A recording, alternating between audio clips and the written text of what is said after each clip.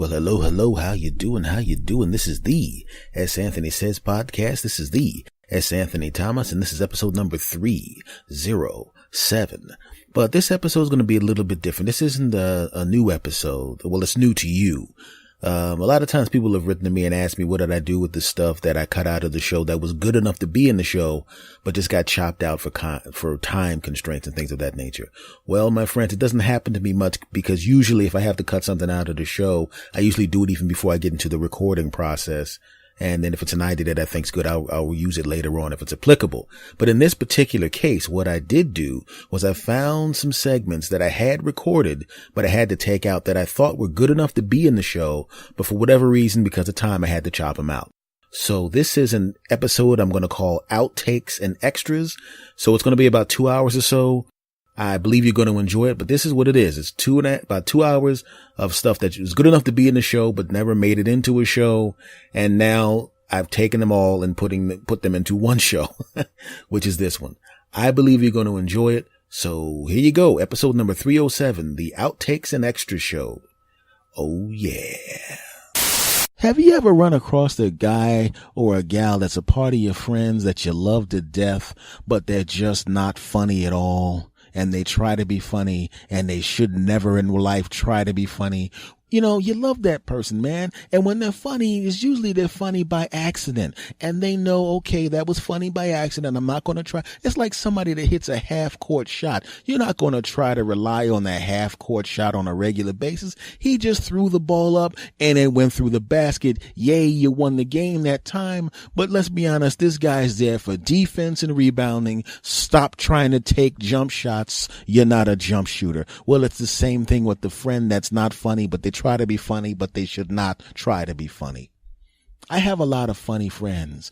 75 to 80% of my friends are funny when they want to be, not just the comics, but just in general funny people. And that other percentage are people that are funny accidentally, and a small percentage, maybe 1 or 2%, couldn't be funny if you handed them a Louis C.K. album and you just told them to press play. They would somehow mess that up because the play would have some funny in it, and they're the anti-funny. But you still love them. They're still great people to hang around. They're nice. They're pleasant. You enjoy their company, but they should never try to be funny ever.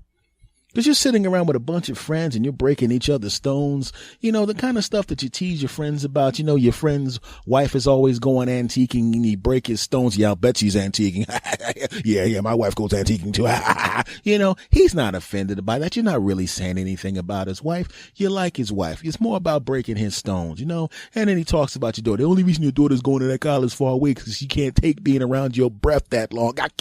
That kind of soft punk joke that you're not really offending anybody. And then there's the unfunny friend who comes in and has to interject some stuff, and you know they're not funny. They're not close to funny. They should never attempt being funny, and they always say something in an attempt to be funny.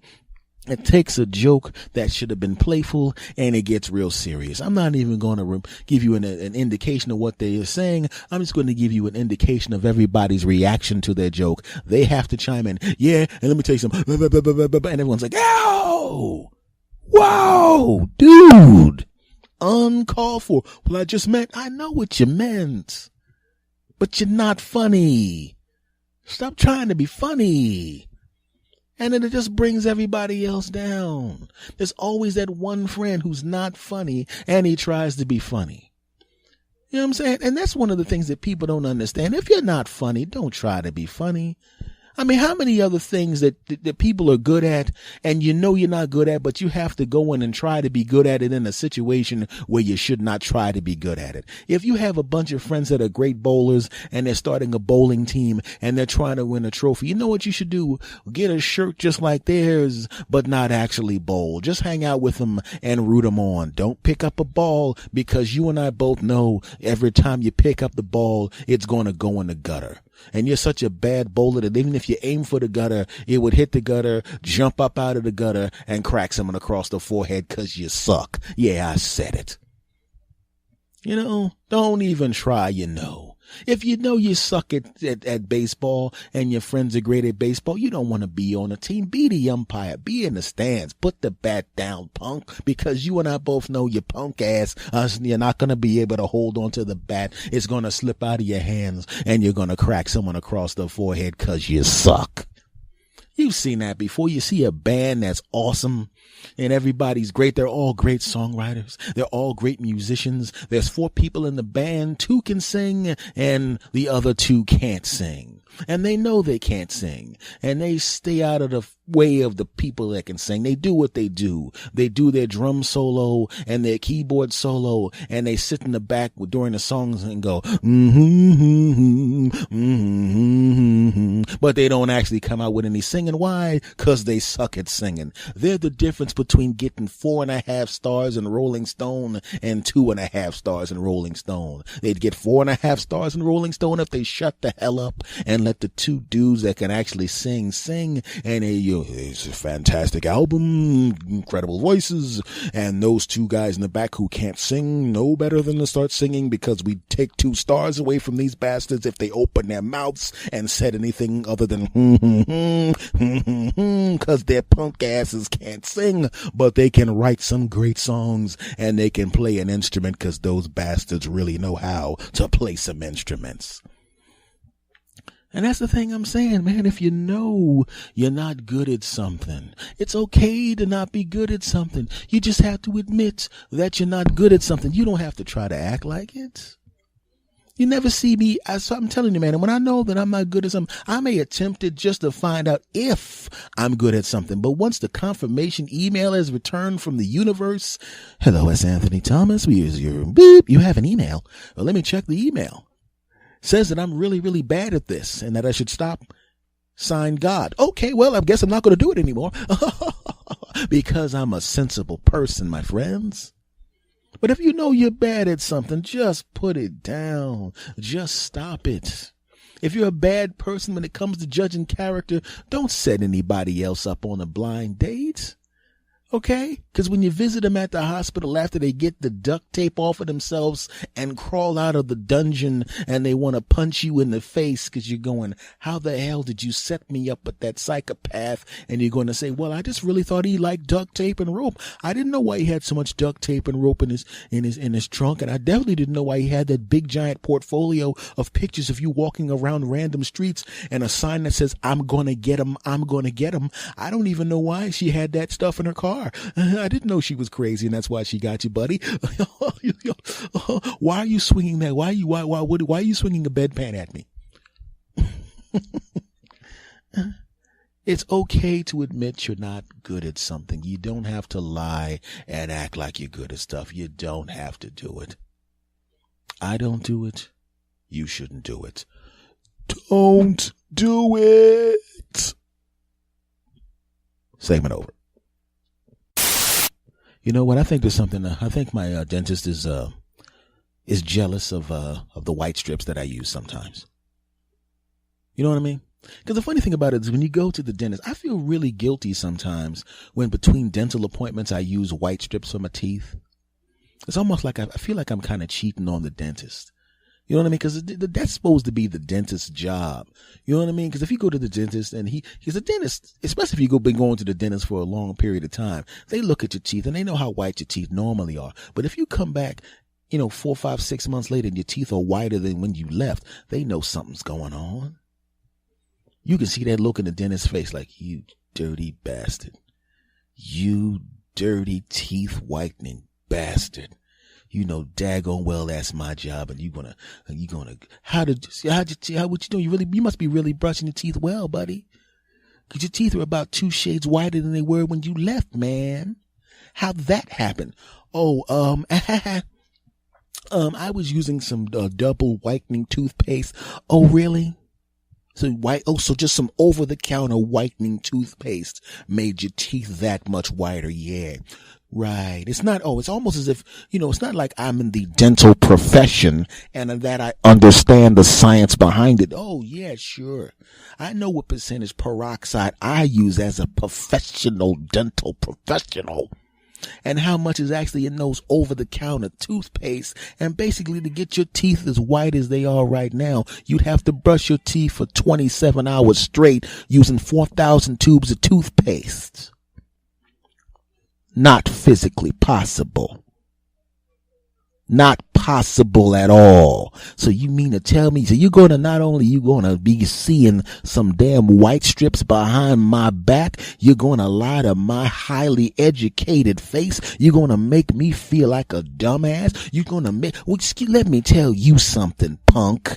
You think I don't know what really happened? The only way in the world you're going to get your teeth that white without my assistance, and the way you did it was so low behind my back. I've been your dentist all these years, and you have the nerve to take money out of my pocket. You know how much I had to pay to go to dental school, punk? I've been a dentist for 37 years, and I've only been out of debt for the last 10 because that's how much I had to pay to go to dental school, and I got to pay all this malpractice crap. And what do? You have the nerve to go get white strips to fix you, to make your teeth whiter, like I don't exist, like you don't have my phone number, like you don't know what my damn dentist office is, like you couldn't just come straight to me and talk to me about what you need. You couldn't even do that. You make me sick. I can't believe it.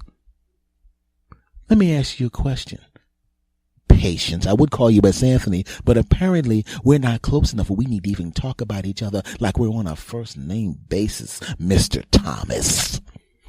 Let me ask you a question, punk. Mr. Joke Teller, Mr. Storyteller on your little stupid podcast. How would you like it if when you came in here one day for your dental appointment and you sat down in the chair and I decided, you know what, I don't have time to see you today. And then you walked outside, and as you were leaving the office, you saw somebody that looked just like you come in here to get exactly the same work done that you got done. You'd look at me like, I thought you didn't have time. And then I would look back at you and say, no, I didn't have time. I didn't have time for you, punk. That's right. This guy's coming in here for a cleaning.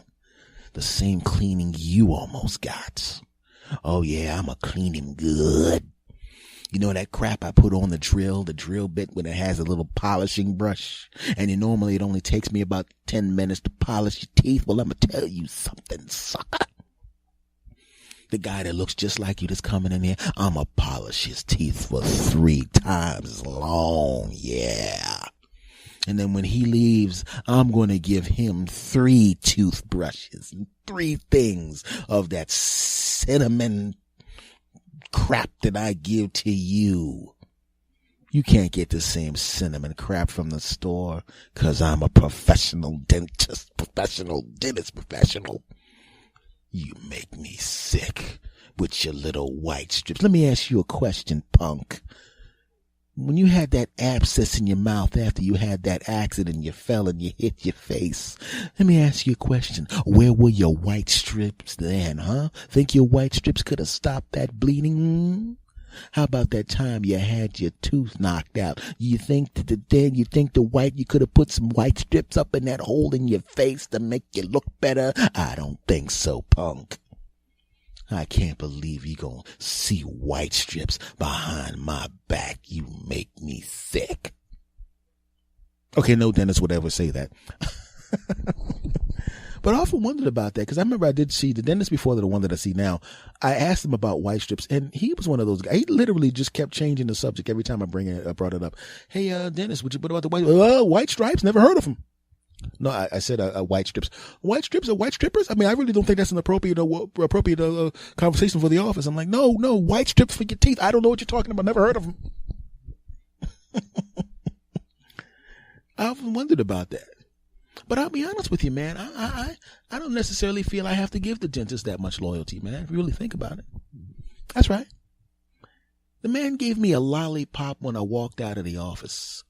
Lollipop. You just cleaned my teeth and polished them, and then you're going to hand me some cavity-making crap. I don't even know what's in that lollipop, you sick bastard.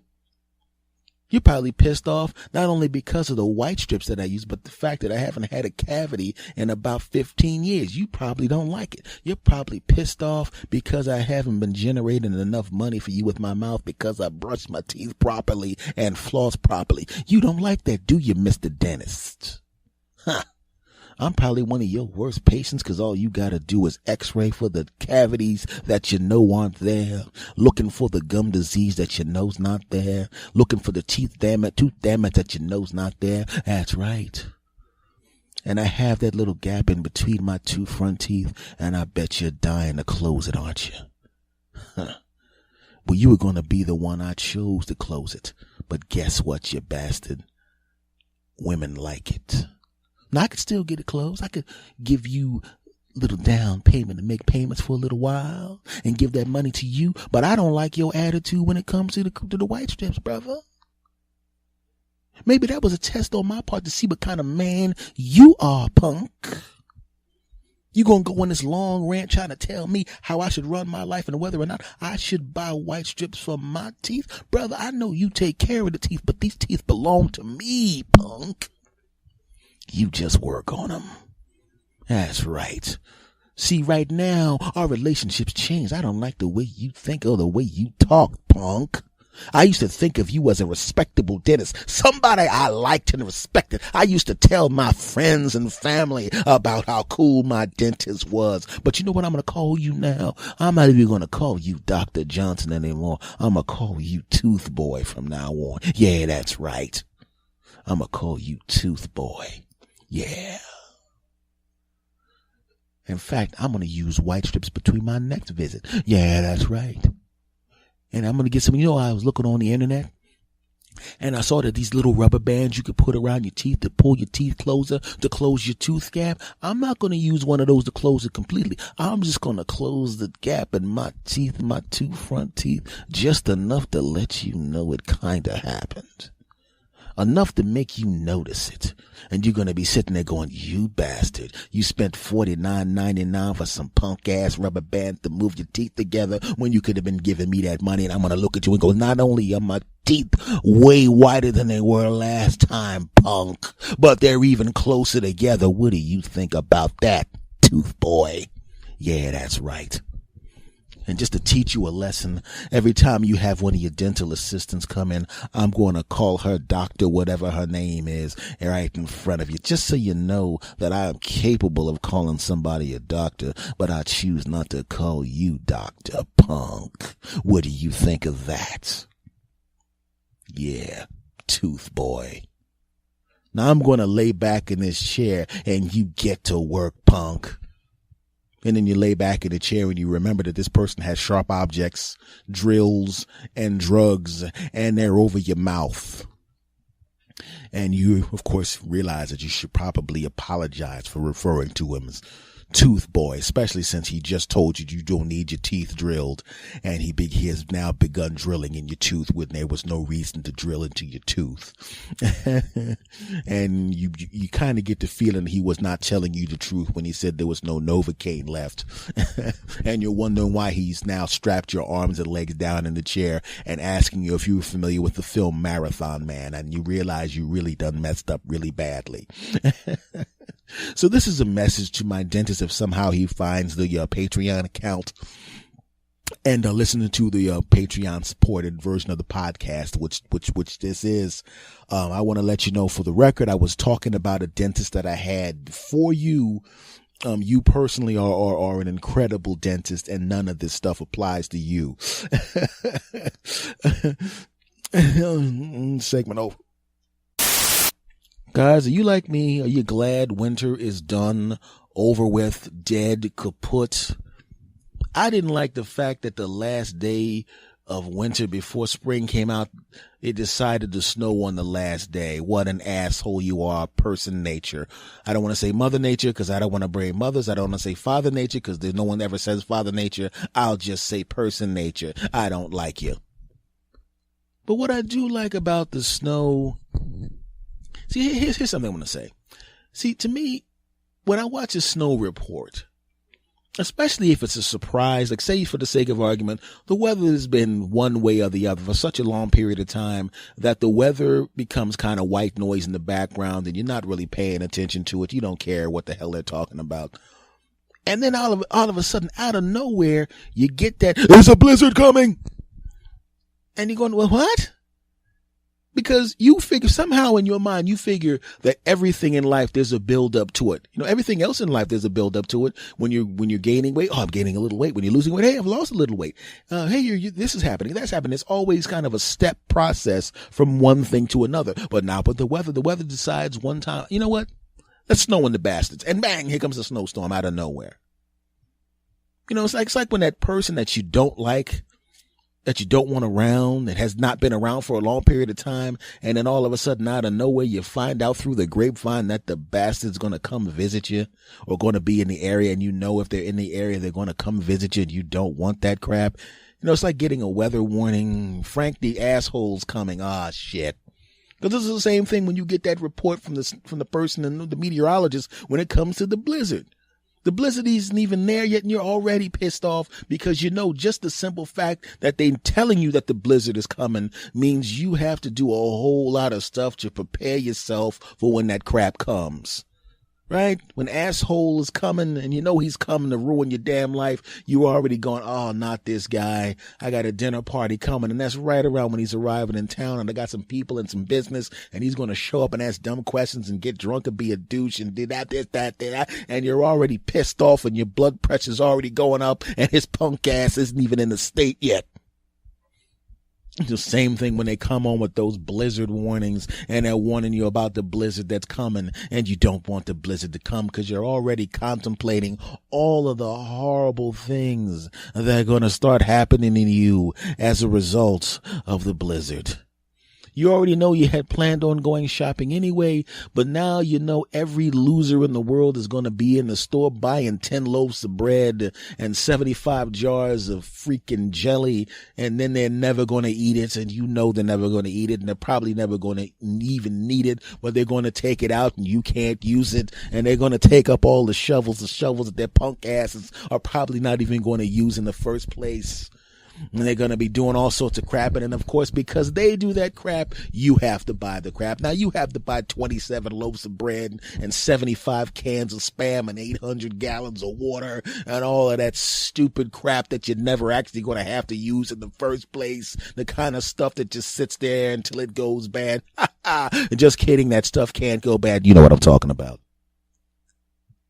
It's the same thing. Just like when the weather does a sunny day and everything. Oh, and I know the weather sucked really badly, but it's going to be great. It's going to be 65 degrees and sunny for the next week. You know that week you're going to be on vacation and you decided not to go anywhere. You're just going to stay home in your backyard. Well, that was a good choice, douchebag, because it's going to be 65 and 70 all that week. That's right. And that's the greatest. Then you know it's coming and you're already smiling in contemplation of that week of fantastic weather where you can just sit in your house and the kids still have to go to school. So their little punk asses will be out of the house and you can sit back and just enjoy the deck that you built yeah. It's the same thing when someone cool's coming to town, when your old college buddy's coming to town, when your old high school buddy's coming to town, when your brother's coming to visit. Then you're contemplating all the good times and the fun times. It's great. But for me, what I think is hilarious and what I think is one of my favorite things is I'm in South Jersey now, and that's in Philadelphia, South Jersey. I spend a lot of time in that area when I'm not doing other stuff, until I move back to California eventually. But here's the thing. One of the things I love the most about the East Coast now, even though I'm from here originally, is when it snows, and there's a lot of snow. You don't realize how many meteorologists you have on staff at your local television station until there's some snow. Then it's all hands on deck, baby. And from 5 o'clock in the morning until about 7:59 at night, all anyone's going to be talking about is the snow. The show you wanted to watch that you've been sitting here waiting to watch will not be coming on this station. I mean, come on. We have been paying these people to be meteorologists, and they've just been sitting sitting in the office gathering data, and now we need all of their punk asses on the air, so their asses are going to be on the air, and they're all pretty much going to say the same stuff. The only person that's going to say anything different is the chief meteorologist, who's the only person who really normally would be on the air, and they're only going to be on the air about an hour this time, and then they're going to go home and laugh at the people who are really trying to get their jobs, when you know for a matter of fact that people are creatures of habit and do not want to see a new meteorologist unless they're a hot babe, and that's usually who the meteorologist is in the first place. So she or he really has no real law and there's really real chance they're going to lose their job. But these other people want to be on the air, and this is a top 10 market, and quite frankly, all they're really doing is auditioning for their next job. So here comes the weather team. 9 people, and you only know 2 of them. And here they are talking about the same crap that everyone before them talked about. Enjoy, losers, because you have no place to go, because your punk asses are snowed into your house. And I hope you're enjoying your 17 Spam and jelly sandwiches, because that was the only thing left on the shelf when you went to the store, because you didn't go to the store early enough. And now here's a dude you never heard of, but we have him on staff, and he's finally earning his money on air. Because I get a kick out of watching the all hands on deck on the weather. That stuff is hilarious to me, man. I'm looking at the guy like, who are you? Look, buddy, this is my shot. Shut up. All right? I already know there's really nothing to talk about. I know that. I'm a highly educated man, and I have a degree in this crap. All right? And when I signed up to be in this major market, I thought this was my big shot.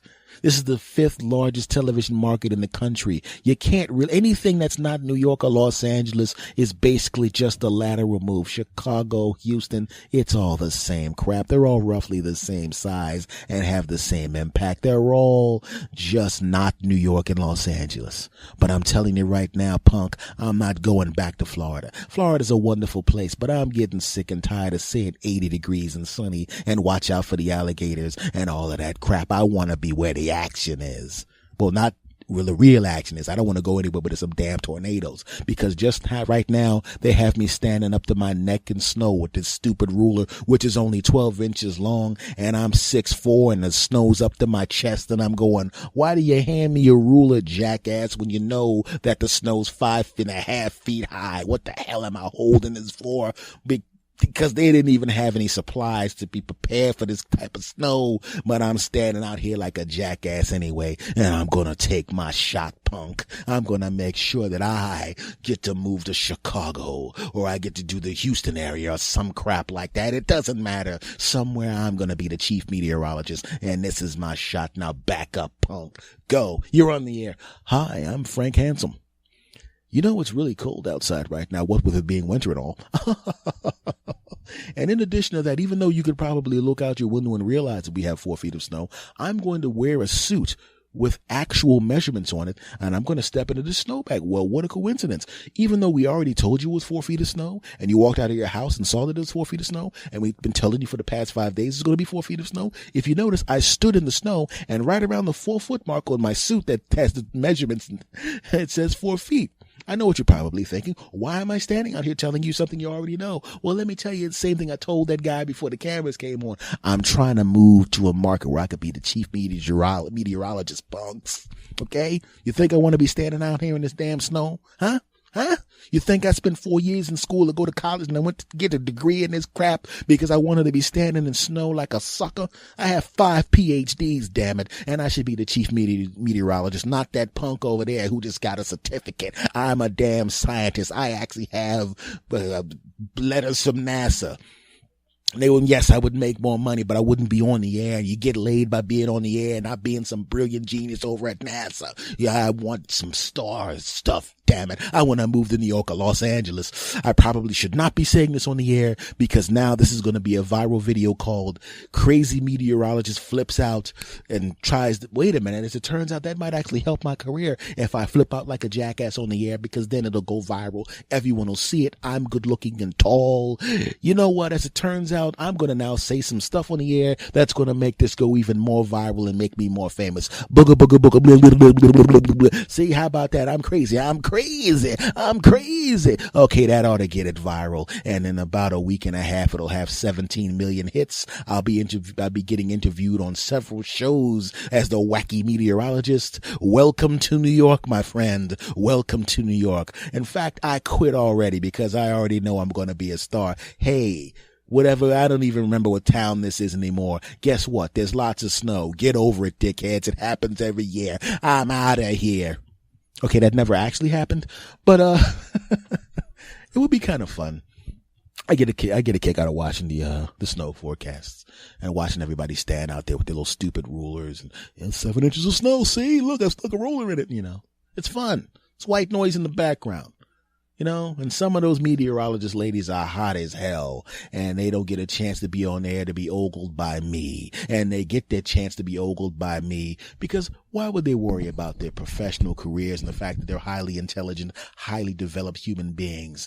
They don't care about that. They're probably sitting there going, listen, I'm a professional. I'm in a major media market. I'm at the top of my profession. But what really matters is some halfway decent looking guy doing a podcast thinks I'm cute. That's what's really important.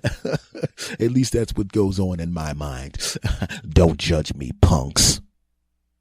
Segment over. You know what? Let me tell you something, my friends.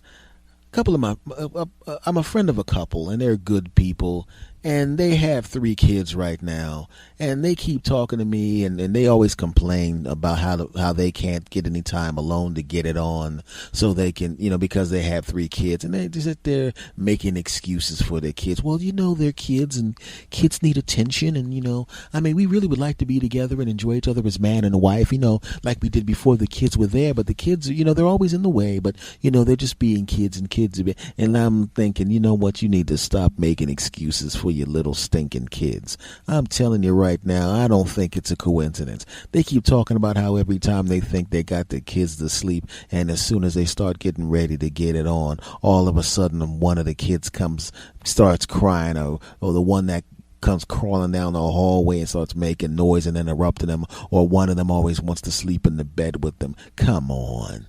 Kids don't want to sleep in the bed with parents. They had you were following them around all day, stopping them from destroying stuff and sticking stuff in their mouth and correcting them all day. You think they want more time with you? Are you crazy? If somebody was following you around all day and every time you did something that they didn't like, they could physically pick you up and move you so far away from the thing that you wanted to do that you could look at the thing you wanted to do and go, that's just too far away for me to go back and do that thing. And then you find something else you want to do, and the other person gets no, when they pick you up and they put you in this, they call it a crib, but it feels more like a cage with the same 3 lame-ass toys you didn't want to play with in the first place, which is why you kept trying to crawl out of the crib because you're like, listen, I need to play with something. There's a wonderful electric socket over there. I got that penny that's under the table that everybody forgot about. I need to take that penny and put it in that electric socket because that looks like fun. I don't want to sit here looking at that thing swinging around on a stick above me.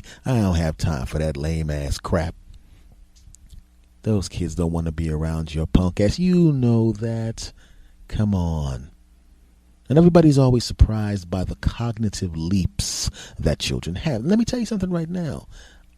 I don't necessarily think those are cognitive leaps. I'm thinking that the kid was learning gradually and gradually and gradually and gradually every day getting a little bit smarter, every day getting a little, sitting there watching and learning. And they're smart enough because they didn't want you. Because let's be honest, if the kid can sit there in the middle of the room and all of a sudden you walk into the room and everything's great, and the second you walk out of the room, all of a sudden the kid is smacking something into the top of the table, and then when they hear you coming back, their little punk ass is sitting back in the middle of the room like nothing happens. You know what that means? It means the little punk can plot. It means the little sucker knew what they were doing was wrong, and they didn't want to get caught. So don't give me that cognitive leap crap. Those kids knew exactly what was going on. You ever have a kid that you were thinking was just learning how to talk, then all of a sudden they slip up and say a word perfectly, 2 perfectly, the kind of perfection of saying that word as if they've been saying it for a while, and then they go back to the babbling. Get out of here, punk. I know daggone well you can say more than goo goo gaga. I asked you, hey, do you like you like this cereal? Yes, I do. Wait a second, you just said 3 words, you little punk. You've been sitting there with just 1 word at a time, and all of a sudden you got a sentence. No, you don't, punk. I know your tricks. So don't think it's a coincidence when you're trying to get it on, when your little punk-ass kids decide to bust into the room to stop you from getting it on. I'm telling you right now, these people have 3 kids, and I'm telling you right now, those 3 kids are plotting and planning. They don't want you to get it on. Why? 'Cause they know what the deal is. They did the math. They sat there and they said, our parents are making a pretty good living. Now, they don't have a lot of money right now, mainly because there's 3 of us to care for.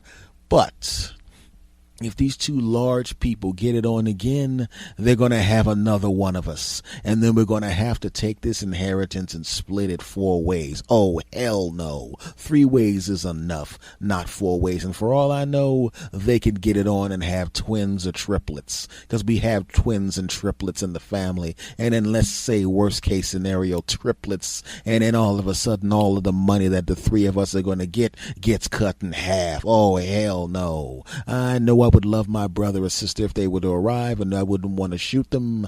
Okay, that's not exactly true because I tried to shoot you too. I mean, no, I didn't. I was just playing with that toy. Anyway, but we can't have our inheritance cut in half, not even cut by having 1 more kid. So whatever they do, as soon as they start kissing, if they start heading upstairs, I want one of us has to take turns crying. It can't be the same one again. We want to mix it up because we want to keep them nice and frazzled so they don't realize that we're on to them.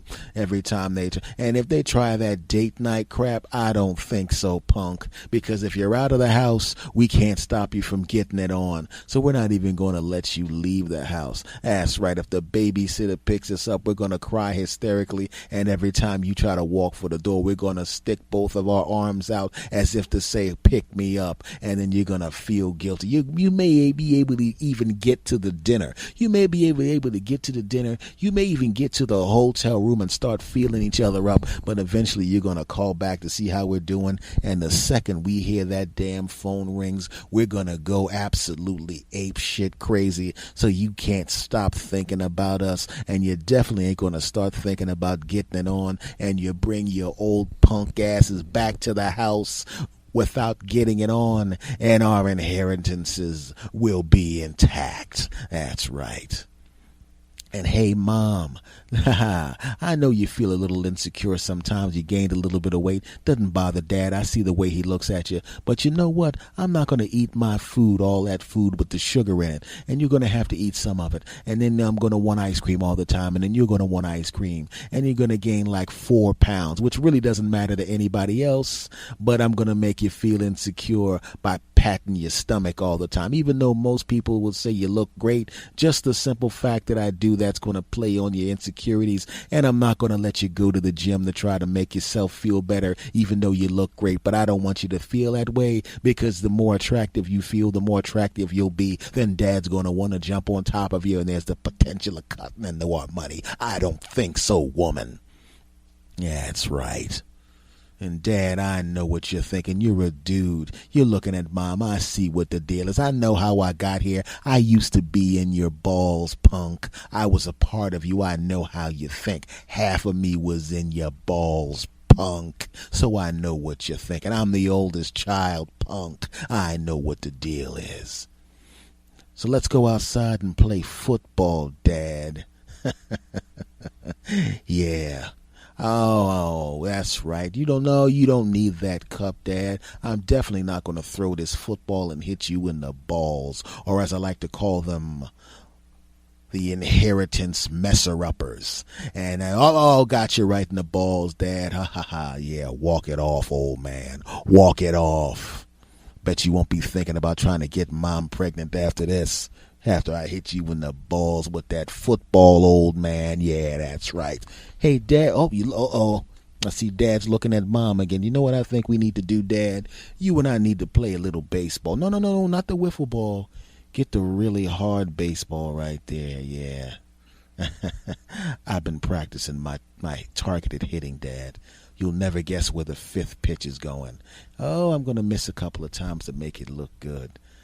Oh, yeah, he's getting a little comfortable. He's widening his stance. What a dumbass. And here it comes. Crack. Oh, I got you in the balls, Dad. I hope I didn't hurt your inheritance messer-uppers over there. Yeah, I'm sorry, Dad. You got to take the brunt of it. We can't do anything to Mom because her ovaries are up inside of her body protected. But your inheritance messer-uppers is swinging right there in your pants. And I'm a little kid, so you can't get mad at me. I mean, we're having a bonding moment. It's just a coincidence that every time you and I play anything where there's a projectile, it always hits you in the balls. You know, Dad, football's dangerous. Baseball's dangerous. Why don't you just give me the frisbee? Oh, I got you in the inheritance messer-uppers again. Oh, you know what you should do, Dad? You should probably put some ice on those, and rest them. Definitely not use them, Dad. That's right. I know this is kind of a weird scenario, and you're probably thinking your kids aren't that devious, aren't that sneaky that they would actually do something like that to keep their parents from getting it on, but I'm telling you right now, watch those kids, damn it. They know what they're doing. Would you want to split up your inheritance if it's already divided up 3 ways?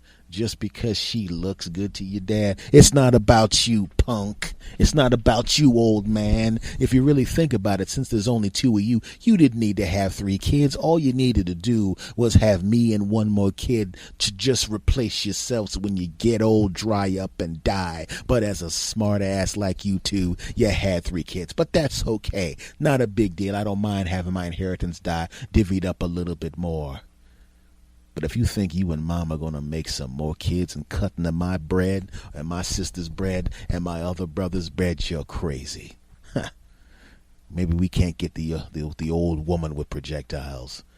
But your kid and your inheritance messer-uppers are always in play.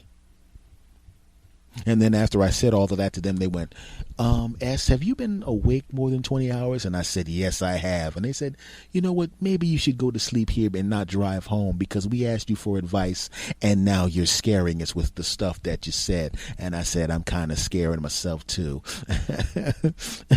And then I went on the couch, woke up and realized how ridiculous what I just said was. Don't judge me, you bastards. Segment over. You know what's annoying? Let me tell you something. There's cameras everywhere now. And I'm not necessarily just talking about the fact that everybody has a high definition camera in their pocket. I'm not necessarily talking about that because for the most part, those cameras are in people's pockets or they're surfing the web on them. They're not actually aiming them at someone to shoot something. The only time they turn their cameras on is if they see something interesting to film, which is why in many cases they always miss the first few minutes or the first few seconds of something that you wanted to see on the internet in some kind of wacky viral video. You're always going, why did the fight start? You don't know why the fight started because the camera was in their purse or their back pocket or some crap like that. But I'm not even talking about those cameras. That's a cool technology. And most of the time, people are just filming themselves at parties, vomiting on their brothers or some crap like that, or taking selfies in the bathroom or some junk like that, or singing badly at a karaoke party, or their babies making dopey faces, or they're catching their cat doing something that cats always do, but for some reason you happen to catch it this time, that kind of crap, okay? But what I'm talking about is the cameras that are everywhere at all times.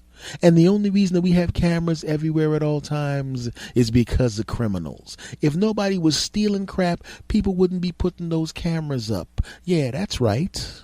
So if you've ever been caught doing something embarrassing, you ever get caught falling flat on your face, or that lady that was walking in the mall and she had she was looking at the phone and she went face first into the water, or somebody that's peed on the side of a building, you're not a bad person. This is an aberration. This is This is a completely unique event. For some reason, you just can't hold it. You can't find a place. And for the one time in your life, you whip your junk out, you pee on the side of a building. You don't want to do that. You'll probably never do that again in your life. It's the one time, but it doesn't matter. And now your balls are on the internet because there was a camera up in that tree. Why? Because some criminal did some crap and the person wanted to catch him.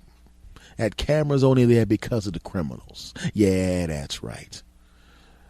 And let me ask you a question. You people who are getting tortured by stuff that you didn't do because criminals did some crap. You know those sober stops where they pull people over randomly to give them sobriety tests? Are they doing that because of the people that have never had a drink behind the wheel of a car? No, they're doing it because of the drunk bastards. So now all of a sudden you get pulled over and you have to go through some kind of sobriety test when you didn't do anything. Why? Because some drunk bastard ran over some people and now you have to suffer the consequences. You know how easy it would be to get on an airplane if jackasses weren't doing stupid stuff on airplanes? And I'm not even necessarily talking about the terrorists who, quite frankly, fuck them. I'm just saying in general, jackasses who start fights on airplanes and do dumb stuff. Any kind of jackass that makes it hard to be on an airplane. If you didn't have to go through security checks because people didn't want to act like jackasses, air flights would rule, right? Everything we notice how many things are horrible because jackasses did something, and we all have to suffer the consequences because the jackass did something. Every single time, you're not getting frisked at the airport because of something you did, right? But it's funny how we always have to take the brunt of what somebody else did. It's the same thing when you're in a relationship with somebody. I never cheated on anybody I ever dated. But all of a sudden, really? So you have a hotel key in your back pocket. And who was the bitch that you, and why? Why did you have a hotel key? Because I'm a stand-up comedian and that's the room that I stayed in because this club was in a different city. Now, under normal circumstances, that key would be in my pocket. The person would go, look at this. You still have the key from the hotel room. Right? But the reason I'm getting the 15th and 16th degree is because the last dude she was with was banging everybody in her family, including people she had across the street. Why? Because he's a piece of crap. But because he's a piece of crap, I get treated like crap. Okay, you ever get a speeding ticket because you're the only person they could catch? Have you know what I'm saying? You've never gotten a speeding ticket when you were the only one going 75 miles an hour. You were the one going 75 miles an hour that they could catch. And if everybody was cool to 75 miles an hour and nobody cut in front of anybody and nobody abruptly stopped and nobody acted like a jackass on the road, nobody would be getting tickets because the police would be someplace else dealing with that crap.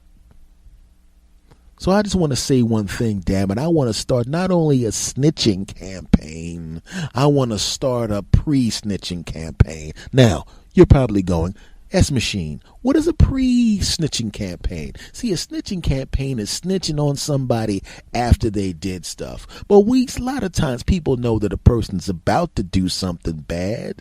They know the person's about to do something bad. So why do you wait until the person that's going to get their ass whipped gets their ass whipped? Why not tell on the bastards before they whoop their ass? Have the police officer sitting around the corner, and just when he's about to do the ass whipping, bam, a police officer comes around and arrests their punk asses before they whoop the person's ass. Yeah, that's right.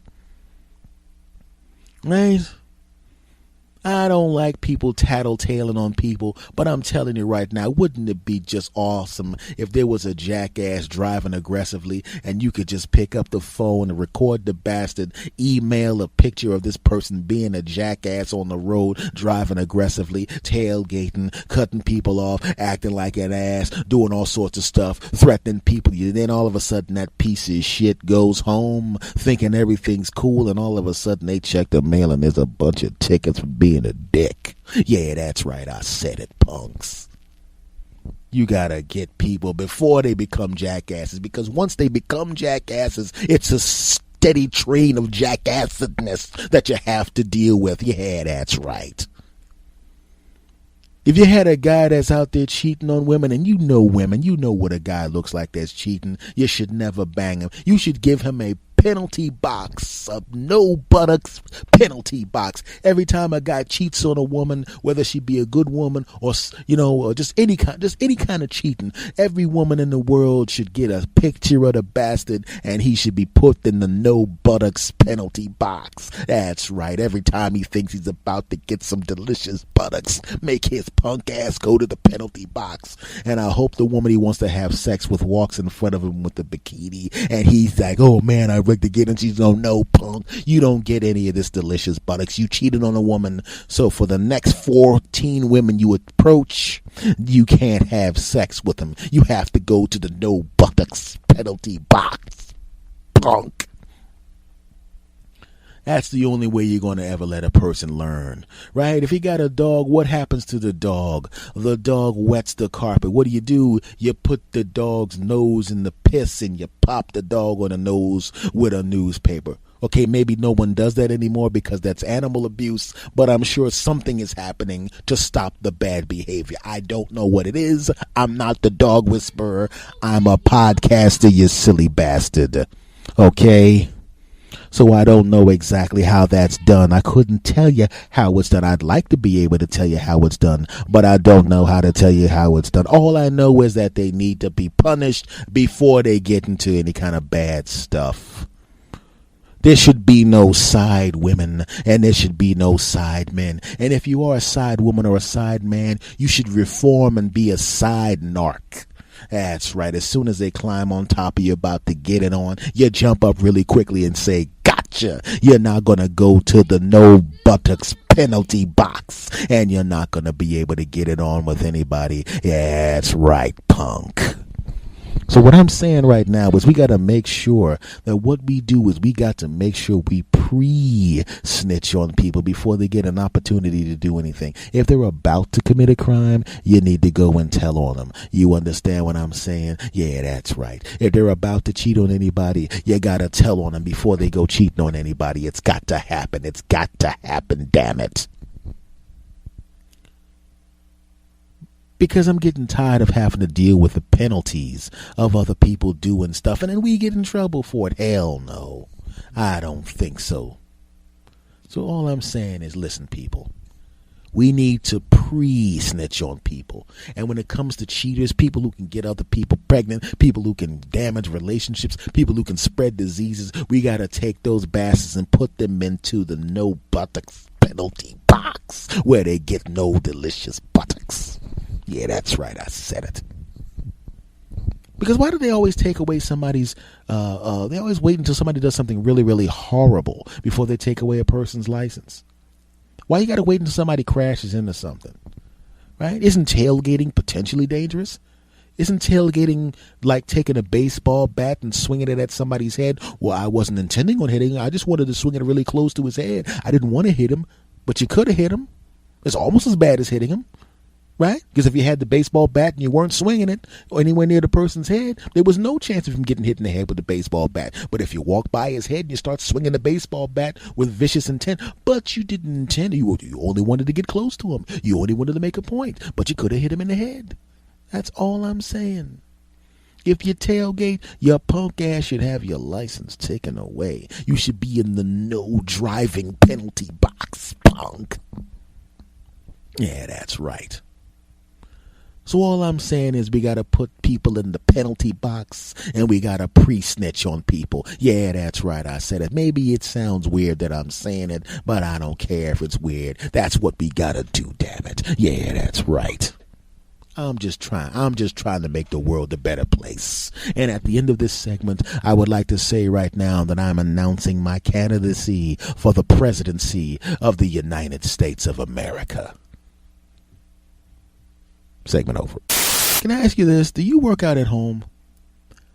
Right? I have nothing but the utmost respect for people that actually work out at home.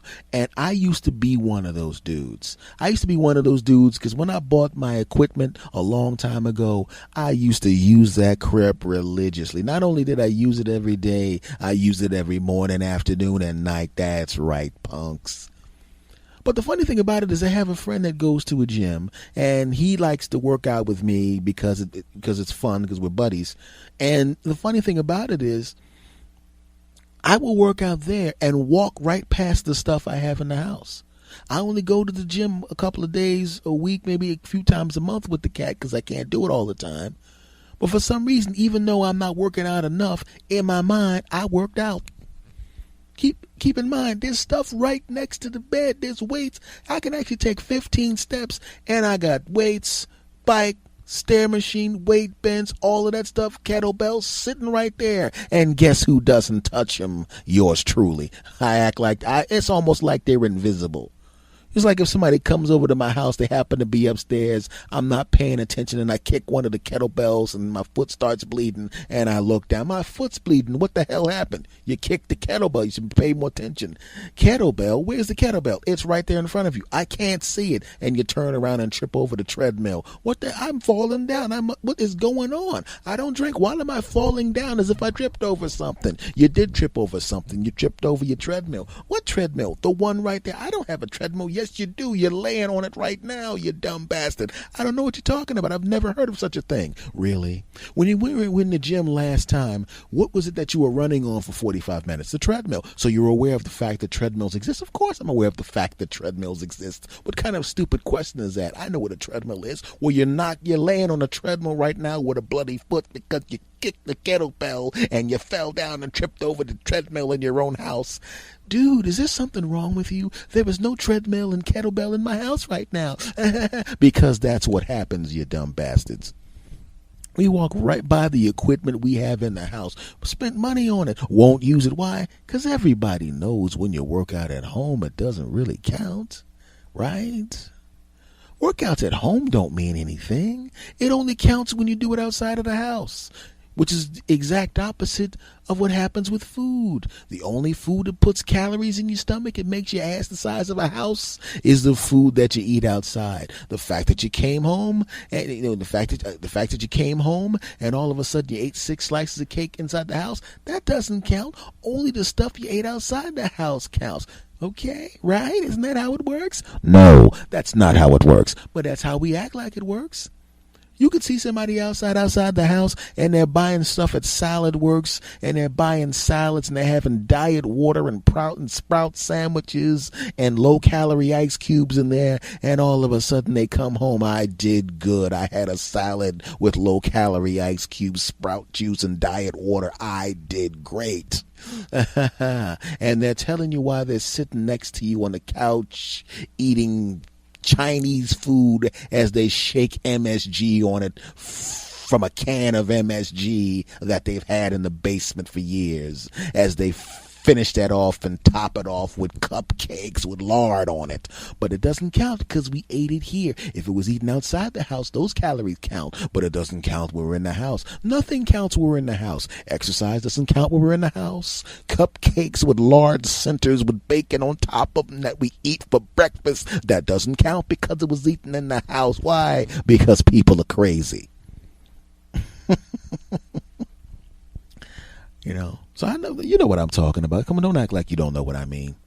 You work out at home, and when you work out at home, and it's always some kind of punk ass workout, you don't really push yourself because there's nobody there to make you feel guilty. That's why when you work out at home, your workouts suck. If you're in the gym and people are looking at you and you try to do some little punk ass workout and you don't raise the weights and you don't do 10 full reps, there's somebody sitting there that went with you to the gym going, isn't that the same weight you've been using for the past 6 months, punk? And you're doing 3 sets of 8, not 3 sets of 10. You soft punk. And all of a sudden you work out, and you work out with them, and you see the results, and you're going, man, I feel great. It's better to go to the gym, right? But at home, you ain't doing shit. You do 1, 2, 3. Yeah, that's enough. You do 3 crunches. That's it. I felt the burn. You run in place for 10 seconds, and then you go to your calendar, weights plus cardio plus abs. And then someone walks in and looks at the calendar and goes, wow, you've been working out hard. You did weights and cardio and abs, and you did all of that in one day, and you did it every day for a week. Man, you're really working hard. And I'm trying to figure out, since you work out every day and you have worked out every day in your home for 7 months, why you gained 12 pounds. I don't know how the hell that happened if you worked out as much as you worked, because when you worked out at the gym, you actually lost 37 pounds. You had abdominals. Now you do not have abdominals. I mean, I'm sure they're in there somewhere, but they're covered by caramel. Yeah, your abdominals are covered by caramel because you keep eating caramel in your house because you're a disgusting, non-working out, caramel drinking punk. So here's my thing. I know now that I have enough weights at home, and I know I need to work out, and there's probably some of you bastards out there that need to work out too. Let's make a deal, my friends, my Patreon friends. Let's make a deal, you bastards. Starting, let's see, what's it, April what? 13th? All right. We're going to give ourselves a couple of more weeks to be disgusting slobs. I mean, to get ourselves together. Shut up, punks. What we're going to do is, starting in May, me, you, what we're going to do, we're going to eat right and exercise May, June, July, and August. And we're going to see how much weight we lose and see how good we do. And I'm saying it and I mean it. Could you hit the pause button, please? Listen. This is a podcast. It's an audio podcast. It's not like they're going to get to see how much weight I lost.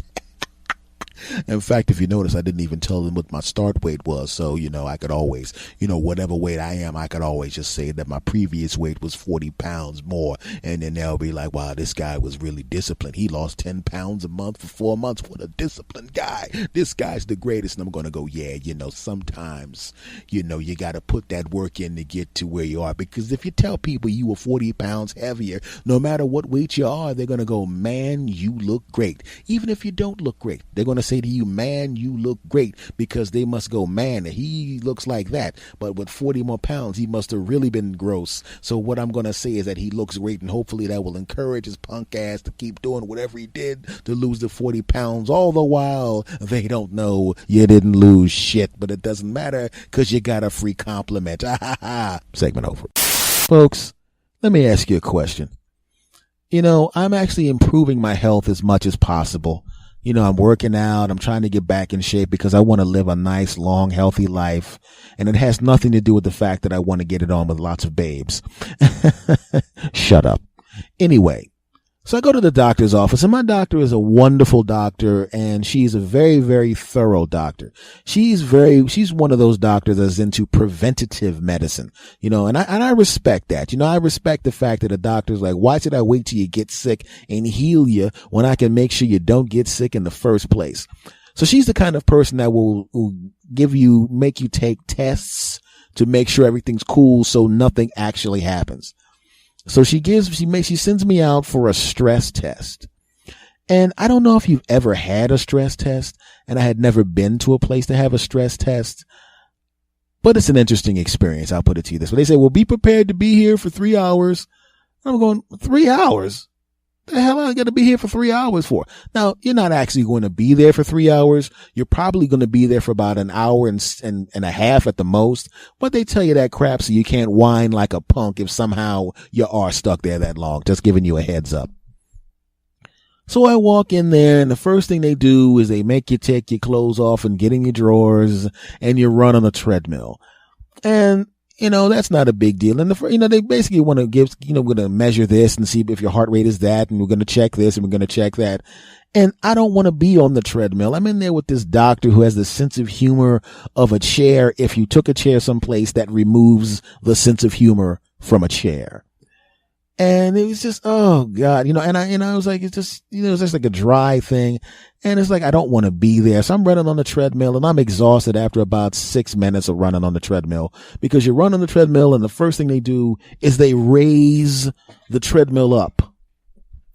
And at varying degrees to make it more difficult to raise your heart rate. Then they take you to the back room, and they measure your chest, and they will see if this is, we'll check this out, and we'll scan this and look at that and scan that and this and scan this and scan that and put the scan on that and scan this and look at that and check that. And then you go back out to the room while they take a look at that. I guess maybe it's a baseline reading. I don't know. And I was really weirded. I ran on the treadmill for 6 minutes. They scanned it. There's nothing wrong with me. They take me back again. And this time you got to run on the treadmill again. And the guy goes, this time I want you to run on the treadmill. And right at the point where you can't take it anymore, right at the point where you feel like you can't run anymore, right at that point, damn it, what I want you, we didn't say damn it. I said damn it in my head. Right at that point, I want you to let me know. And then I'm going to put this dye in your body. I'm going to shoot this dye in your body, and then we're going to scan you again. And I'm going, okay, great. So I'm on the treadmill, and it's about 3 minutes in, and I'm getting exhausted. And then I hear someone knock on the door, and the technicians walk in the door. And these two ladies were spectacularly beautiful. And it was really weird because if you really think about it, there's sometimes when you see someone, no matter who it is, they're so good looking that you can't believe what you're seeing. And you'll see that during the course of your lifetime. You've seen that before in person. You've seen someone like that. Well, this was two of them next to each other, both of them technicians, one of them working there regularly, and the other one was a trainee who was going to be hired there eventually when her probation period was over. And now I'm running on the treadmill, and there's two ridiculously good-looking women cheering me on. Go, Mr. Thomas, go. And surprisingly enough, I wasn't tired anymore. Where before I was only able to run on the treadmill for about 2 seconds, now I'm running at full speed, and I'm not exhausted at all. I'm sure it was a coincidence. It didn't have anything to do with two ridiculously attractive women in their 20s and 30s watching me run on a treadmill with my shirt off. Had nothing to do with it. The doctor comes back in. How you doing, Mr. Thomas? I'm going, is this all the treadmill has, sir? You have any double treadmills? Because this treadmill is what I like to refer to lovingly as a punk. This treadmill is nothing. Okay, great. Well, since you can't raise your heart rate, what we're going to do is we're going to raise the incline a little bit. He raised the incline, and it started to get tougher. And I'm going, oh, crap, I should have just told him to give me the dye, because he said when you almost can't handle it anymore, let me know, and I'm going to come in, and we're going to shoot the dye in you, and then we'll wait a couple seconds, and then we'll put you back in the room and scan your heart again, and then you can go home. And I was getting exhausted. And I turned to the right, and these two ridiculously beautiful women were smiling at me, telling me how good I was doing. Oh my good, you must be getting in pretty good shape. I mean, you're running really, really fast, and it's at a high incline, and your heart rate isn't even raised that much. I mean, you must be really working out really good. As a matter of fact, I am ridiculously attractive women. I work out all the time. I practice by sticking a piece of metal into the side of old cars and using that for bicep curls. Now, granted, it doesn't look like it in my biceps. That's just an optical illusion. Please don't squeeze them. You're going to embarrass me. And I keep running. And so for some reason, every time I looked across at the delicious women, for some reason, I wasn't tired anymore, and the treadmill wasn't even anywhere close to a challenge. And the doctor comes back in and goes, I don't believe this. Mr. Thomas, this is incredible.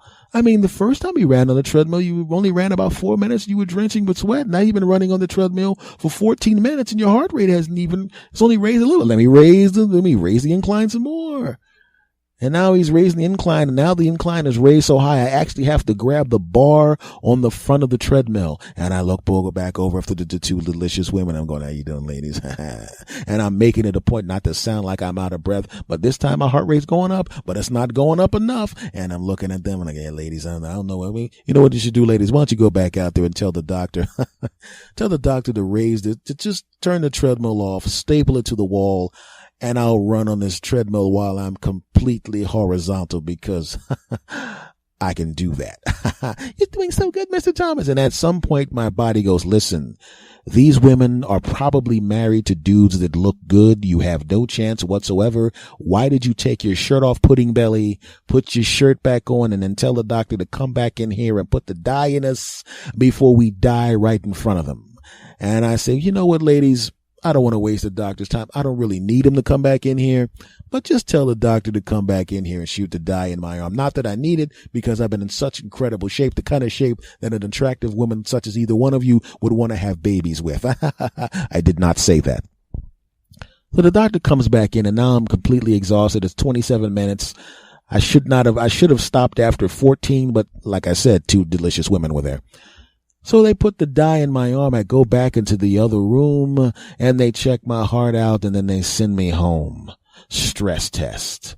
And you know what I'm thinking? Now that I think about it, there's really no reason to have two perfect 14s standing in the room at the stress test. Those jackasses probably just put them in there to make me run longer. It had nothing to do with the fact that they're highly competent professionals just doing their jobs. Who's narcissistic?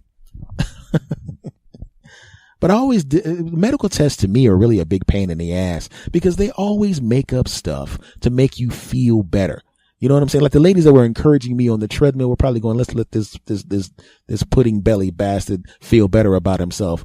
You know, I really want to say, Mr. Thomas, at least put the bottom half of your shirt back on, you fat bastard. But I don't want to say that to him. I don't want to hurt his feelings. That's probably what they were thinking, but they're sweet women and they decided not to say that. Because I had to come back for more tests. Because the doctor, like I said, she wanted to go and do a whole battery of tests because she's my new doctor and she wanted to have a baseline of where I am. So now I have to go back and get my head scanned. And the funny thing about the whole situation is they keep shooting this radioactive crap in you. And they kind of have to do the CAT scans and everything. But what they didn't, see, this is what I'm talking about. I'm laying there and they're going to put me in the machine and the tech goes, listen, I'm going to put this double radioactive juice in you. That's a technical term.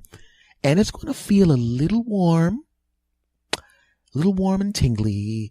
And then we're going to slide you into the device and we need you not to move because if you move, we're going to have to start all over again. So how long do I need to stay there? You need to not move until you pass out. Okay. Just don't move. It's going to be a long time. I'm not going to tell you the time because it's going to be longer than whatever I said. So they shoot the juice in my arm and they say it's going to be a little warm. It's going to be a little warm. Little warm. Would you like to know how warm it actually was? Well, I'll tell you. Have you ever made piping hot tea because you're the kind of person that likes to drink really hot liquids? You know that level of tea where it's so hot it burns your face and you can't drink it? Well, it wasn't that hot. There's a line that starts the level of hotness where you can't drink it. Well, whatever is right before that, that's how hot the stuff was. Just imagine having tea of that temperature inside your blood vessels, inside your veins, and now you can feel every vein in your body. You know you have veins places you didn't know you had veins. Oh, it felt great. Hey, you have anything else? And then when I'm sitting there and I wanted to go to her, she goes, well, Mr. Thomas, apparently you're feeling the warmth. I'm going, warmth? This is what you call warmth? This is not warmth.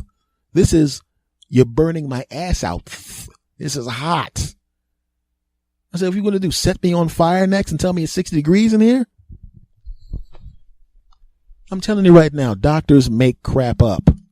Doctors make crap up. You get a prostate exam. Oh, this is not going to be uncomfortable at all. First of all, you haven't even done it yet. And it's uncomfortable because I know what it is. I don't even like you checking me for a hernia. I know you got to do it, but I don't like it. I don't like it at all. Oh, this needle's not going to hurt at all. It starts out when you're a little kid and they start lying to you back then. Oh, this needle's not going to hurt at all, little S. Oh, it's not going to hurt. Ow! And you look at the doctor and they're going, I can't believe you lying white coat wearing piece of crap. I hate your guts. The dentist telling you that, oh, this is going to numb your gums so you don't even feel the needle. Really? Does it really now? No, it doesn't. I remember one time I had a dentist that said, you know what, this is a little needle. You don't need the numbing agent. Oh, I don't need the numbing agent, do I? Yes, I did. They're lying all the time. I don't even know why we even trust those bastards. Quite frankly, every time you see I'm sitting there going, like when they give you medicines and you take the medicine home and you read the piece of paper first of all, it says more stuff on the paper than the doctor says when you were in the office with him. Why didn't you tell me about all these damn side effects when you gave me the medicine in the first place? You only tell me about the side effects that don't scare me. Well, if you take this, you may have a little bit of skin flushing, and you may have a little bit of you might have a really, really weird taste in your mouth, but that's about it. Most people only have that. It's not about what most people feel. Tell me about what the possibility of things I could feel. Because I remember taking one medicine, I forgot exactly what it was. I think I cut my foot or some crap like that. And it was one of those medicines that was, oh, you need this generic version, and the generic version, these are the side effects. Ha ha. And a small percentage of the people feel these side effects. Yeah, well, guess what? I was part of the small percentage of people that felt the side effects. I go back to the doctor. I said, "Doctor, I think I'm part of the small percentage of the people that have the side effects." And he said, "How do you know?" And I said, "Because I didn't have feathers when I went home, you bastard. How do I get rid of these feathers?" Okay, I did not have feathers, but I did feel lightheaded. I never understood that. It's like, just give me all the information. I'm a big boy. I can handle it. I can handle it if you give me the information. Don't make stuff up. Stop, Doc. I know you're a smart guy or gal. You're more educated than I am. You're more educated than most people. You're a doctor, for goodness sake. Tell me everything. It's your job as an intelligent person who's highly educated to break it down for us mere mortals, the crap you're shoving down our throats. Just tell us what it is. I don't want to hear any crap about, well, most people don't have a problem with it. Don't try to say it like that. So, because then you walk out thinking that you're some kind of chump if you were one of the few people that has the problem with the product. No, Doc, it's your fault. You should do some kind of test to find out first if I'm the person that has the problem with the product. Okay. So it's only 2% of the people. Well, how many people actually come into your office?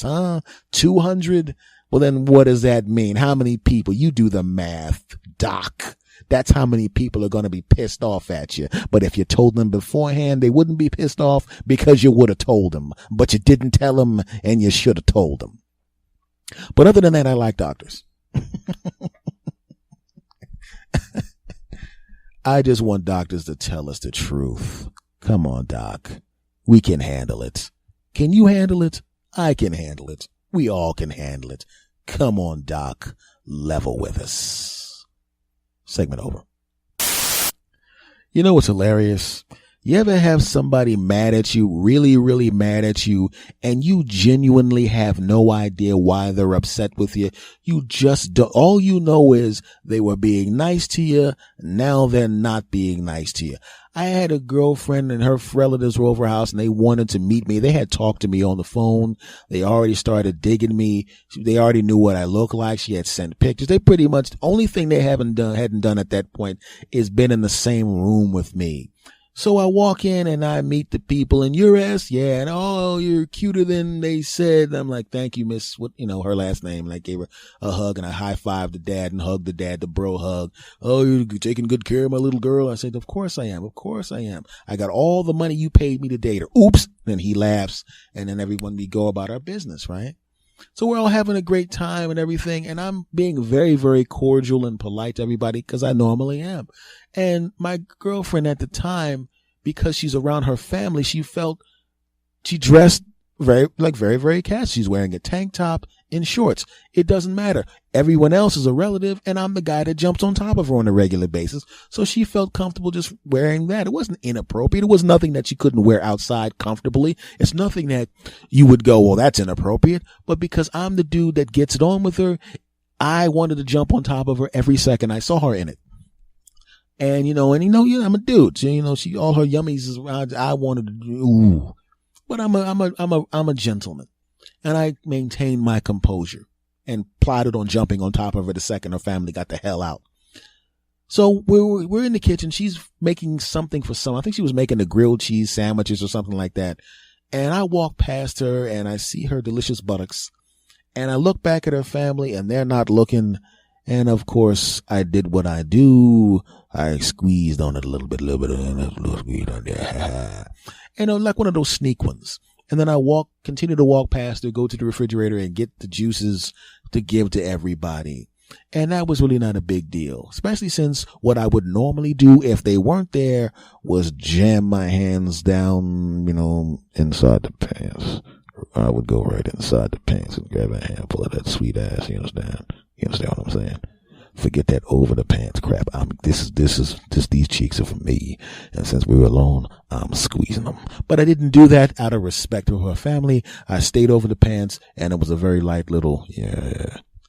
I didn't realize her sister saw it. Her sister was the only one that saw it. Her sister was the only person that thought her pants were inappropriate. They were not inappropriate. They were the kind of, they were the kind of pants. Michelle Obama wore jeans just like that in public. You know what I'm saying? It's the kind of jeans where you would see a 50-year-old woman would feel comfortable wearing these shorts. A 50-year-old woman wouldn't have an ass like that, but that's a different story. Or maybe they would. Who knows? I hope they do, because when I'm 50, I'm hoping whatever woman I'm with will be age appropriate, and of course we'll have an ass like that. But that's a different story. Back to what I was saying.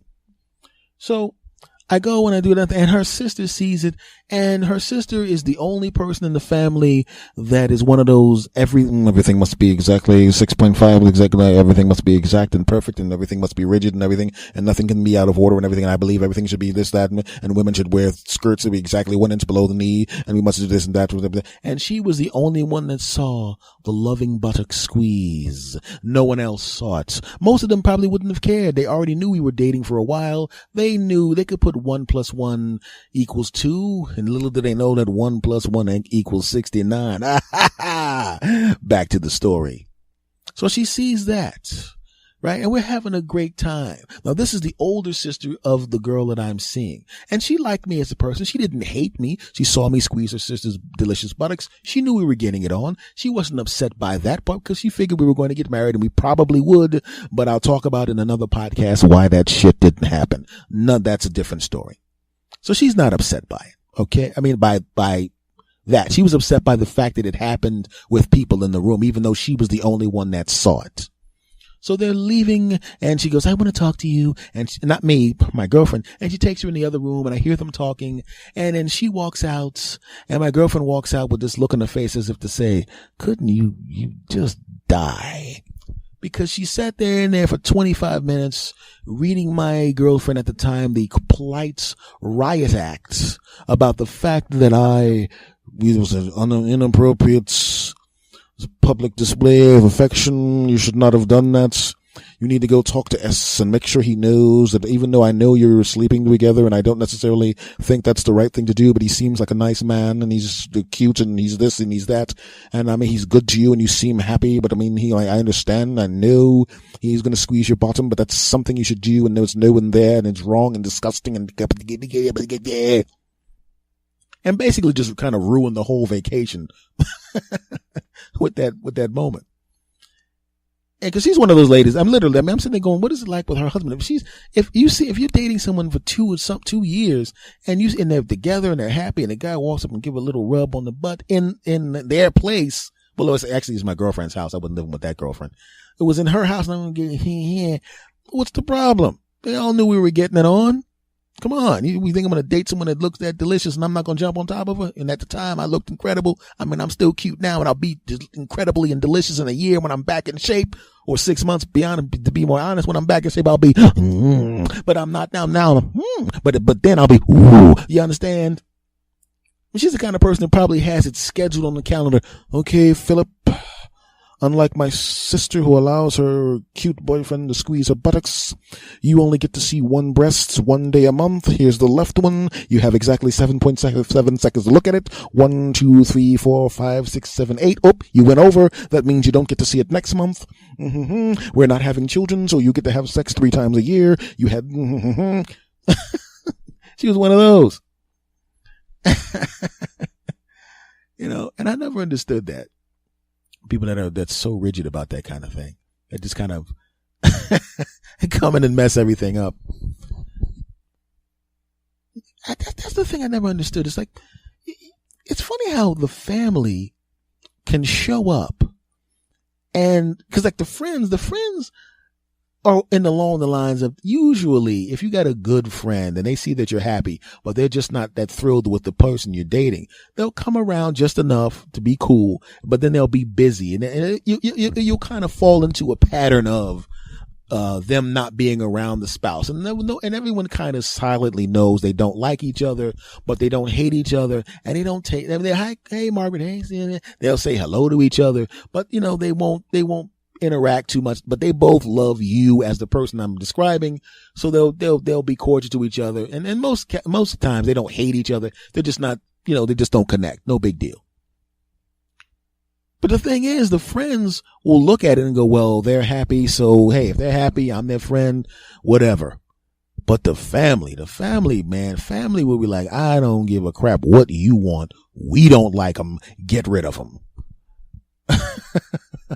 And in this particular instance, the entire family liked me. Even this particular lady liked me. She just didn't like the fact that I grabbed her hand. I did a gentle caress of her sister's delicious buttocks. When the family was there, they couldn't see us though. Jeez Louise. She probably would have flipped out if she realized that I squeezed her boobs when she went to the bathroom.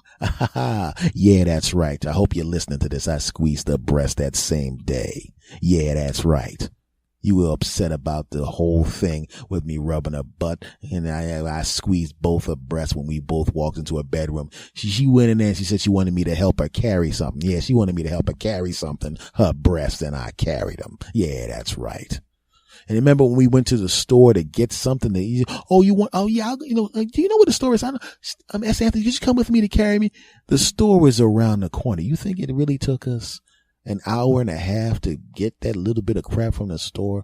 Oh no, it did not take an hour and a half. It took us 20 minutes. Guess what we were doing for the rest of the time? Yeah, you would have hated it because it happened. You don't like public displays of affection? I'll put it to you this way. Back seat of the car and twice. That's all I'm going to say. Yeah, that's right. You saw the little squeeze, but you didn't see the two big squeezes in the back room, and you definitely didn't see what I did to your sister in the backseat of that car twice. Yeah, that's right. Remember how she felt all bummed out when you took her into the back room and you gave her the riot act because she was behaving inappropriately, and how she was kind of bummed out, and then she comes back from the supermarket and she was all smiles. Guess why she was all smiles? Yeah, 'cause I made her smile. I made her smile real good. Listen, sister, instead of being such a pain in the neck and worrying about what your little sister is doing, who, by the way, was a grown woman, trust me, I know. Maybe you should worry about why your husband looks like he just came back from the Korean War and saw some atrocities every time you walk into the room. Yeah, that's right.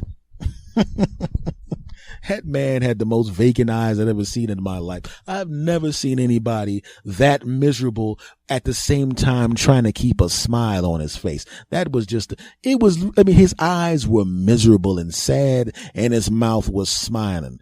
It was like North and South Korea, where his eyes were North Korea and his mouth was South Korea. His mouth had allies. His eyes had been held out from the international community, and they were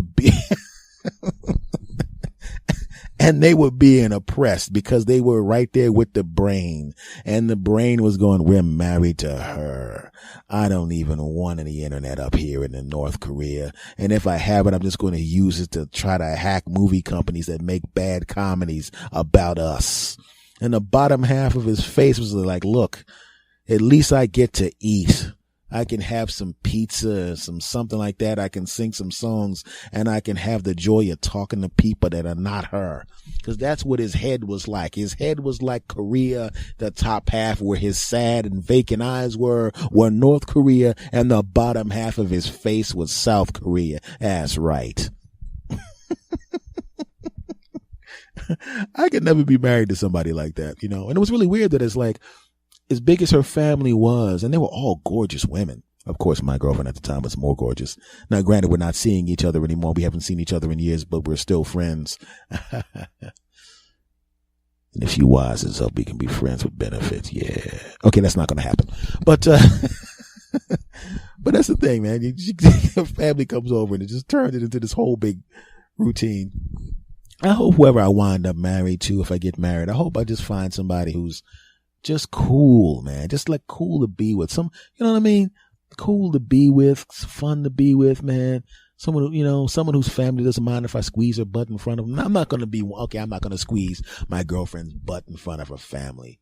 I've seen dudes do that. You know, it's like, that's like a weird, like peeing on the tree type thing. It's like, this is mine, guys. And we're going, we're her family. It's not like we're battling with you for her attention. So we raised her and she left. We don't care what as long as she's happy. I'm assuming you're getting it on with her. You married her, jackass. Look at he, ha ha. Right, because even as a married guy, I could be married to a woman for 10 years. I'm not gonna give her ass a squeeze in front of her damn family. That's disgusting.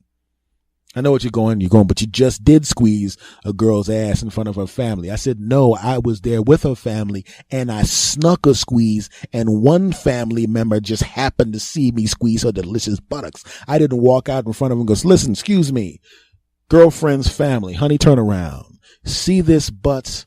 Of course you've seen this butt. All of you ladies have this butt, but this one belongs to me. Now watch my hand. Squish, squish, squish. Yeah, that's right. I just wanted you guys to know that the second you leave, I'm going to do all sorts of things to this. Now, I'm not objectifying her. She's a wonderful human being, but I'm just talking about the buttocks area. I'm going to spend at least an hour doing things to this area before we actually engaged in the rest of the sex. And I just want you to know that. And in fact, for the rest of the evening, honey, you don't mind if I do this to you? Not at all. See this? I'm cupping my favorite cheek of her butt, and I'm not going to take my hand off it until you guys leave. What do you think of that, jackasses? I would never do that. You know, I'm very respectful, but I don't regret squeezing that girl's butt. I mean, she was my girlfriend. A little pat on the butt, little squeezy, you know, especially since we, actually went out to the supermarket, like I said, and got it on in the back of the car twice. So, I was in my 20s. I could do that back then. Now, at my age now, I'm not old yet, but it'd be like, if I got it on with my woman in the back of a car now, we'd get it on real good. Then I'd go, girl, ooh, that was awesome. Now, I promise you we're going to get it on twice. So I'm telling you right now, approximately 38 minutes from now, girl, I'm going to tear you up, but I'm going to need about 38 minutes to, for everything to, to calm down and get back to normal. Cause if you think you're going to get another shot right now, it's just not going to happen. But 38 minutes from now, 30, no, it's not cause of Cialis. I don't need no damn Cialis. I just need some time to recover from, come on, you need some, you don't act like you don't need time from recovering from that powerful good stuff I threw on you. Just say that to make me feel better, damn it. So what I'm saying, folks, is listen, if you have a significant other and you find them ridiculously attractive and feeling them up is something you want to do, be smart about it. Make sure you're both in a completely separate room, because that kitchen didn't have a door on it. It was just it was a cut-in kitchen. There was no door to it. It was just a separate section. Go into a room with the door closed and then feel each other up. Why embarrass the family? Yeah, that's the lesson. Feel each other up in another room. Yeah. Because I like to give good advice to people, because I could give advice about politics and stuff like that, but I'd rather give advice about how to feel up your significant other. I think that's more important. Don't judge me. Segment over. Hello. Can I talk to you guys about a little something in this segment here? I was giving my friend a ride in the mighty Toyota Camry, and he has an Acura. Not a brand new Acura, but a used Acura. And so, and my car's new. Now, it was an older Camry, but it's still the mighty Camry. And his Acura is not quite as mighty as the Camry Acura. And he was giving me a hard time because I put the club on my car, and we were just basically going into a store. We weren't going to be in there for any more than 15, 20 minutes. And you put the club on your car. You put the club on your car for, man. What you put the club on for, man? Nobody gonna steal your car. I mean, nobody look at all these people, man. Nobody uses the club anymore, man. Hey there, nobody uses the club. You probably use the club. Something wrong with you for using the club. And I tried to explain to him. It's like, I put the club on my car because if you really think about it, the person that actually steals a regular person's car, usually it's some dopey ass kid or somebody who wants to joyride, or somebody who wants it for parts. And most of the cars that regular people drive, there are tons of them. There are tons of Camrys, tons of Ford Explorers. There's tons of these cars. So basically what they're doing is they're trying to find an opportunity to get someone's car quickly. That's why you see people, the people that get their car stolen first are the jackasses who jump out of their car and go to the ATM with the car running and the key in it. And somebody just eases around and drives off in their car. That's dumb, you know? But if you really think about it, if there's two cars, one, and they're both equal, there's two Camrys, one has a club on it and one does not. Which one do you think they're going to go for? They're going to go for the one without the club. Why? Because the extra few seconds it takes to chop off that club and to get into the car is the same amount of time it takes for you to reach in your pocket, pull out a knife or a gun and get to slicing or shooting. It's not dumb to put the club on your car. The club is not to stop a professional thief. If you're worried about a professional thief, first of all, your car's 12 years old. There's no professional thief going to go, I don't know about you guys. Forget about those Lamborghinis and all of that kind of stuff. I want a 12-year-old car with a baby seat in the back. I want that. That's the new hot thing for all the overseas billionaires. They got tired of all their Bentleys and all of that crap. They want a 12-year-old Acura with the 3 hubcaps and the baby seat in the back. And if you could find one that has the smell of last year's Crab Fest in the trunk, that would be even better. That'll add another $5,000 to the amount of money that the sheik will spend because he wants these. I want the car with the smell of crabs in the trunk. They want that because makes it more valuable. Also, if you could have the seats inside the car not have the same upholstery, that would be great. And also make sure that the buttons on the radio, make sure they stick, and make sure that the AM does not work at all, and make sure the antenna only goes 3/4 of the way up. Make sure that that's the case. And also make sure that it leaks oil. Not enough that you want to get rid of the car, but enough that you have to put another cord in the engine every 3 weeks. Make sure it has all of those fantastic features, and then that's what we want. No. A professional thief wants cars that are worth a lot of bread. The people we're trying to stop are the people the little dumbass kids who want to steal a car, or some chump who wants to steal a car on the spur of the moment, or he's looking for a car to get away from some. That's what the club's for. All the club is doing is making the person go to the next. That's what they shouldn't even call it a club. They should go, hey, not me. Take that over there. That would be a better name for the club, because that's essentially what the club is saying. Hey, not me. Get that car over there. That's what it is. It's like when two people are running away from a lion, like that old joke. I don't have to be faster than the lion. I just got to be faster than you. In fact, I don't even have to be faster than you. I just got to find a way to make you trip. If it's me and Usain Bolt and the lion is coming, I already know Usain Bolt can run faster than I can, and I'm going to get eaten by the lion. But if I see the lion first and I have a baseball bat and Usain Bolt doesn't see the lion or the baseball bat, you may be the fastest person alive, but you'll also be the fastest person going through that lion's intestinal tract, because my ass will be gone while he bites Usain Bolt. You'll be Usain bits. God, that joke sucked, but who cares? Sometimes I ad-lib something that's stupid. I've been doing that for almost 2 years now. Shut it up. But that's the thing, man. He was giving me a hard time because I had a club on my car, and I'm going, dude, like I said, the locks on the front of your house. Most of us have let's be honest, when you bought the house, you probably changed the lock yourself. You didn't get a locksmith. Why? Because you called for the locksmith and you found out how much the locksmith called. You said, hey, Mr. Locksmith or Miss Locksmith, would you mind coming over to my house and putting some locks on my door? How much is it? And then they said the price, and then you said, someone's on the other line, and you hung up on them because you're going, that's more than a damn lock. The lock only costs $63 and you're going to charge me $400? I think not. So you put the lock on the door yourself. So do you really think a professional thief is going to have any trouble breaking through a lock you put on? You know. That lock is not to keep a professional thief out. If a professional thief goes, I know they have valuable paintings in that house, I'm getting in there. Guess what's going to happen? They're getting in there.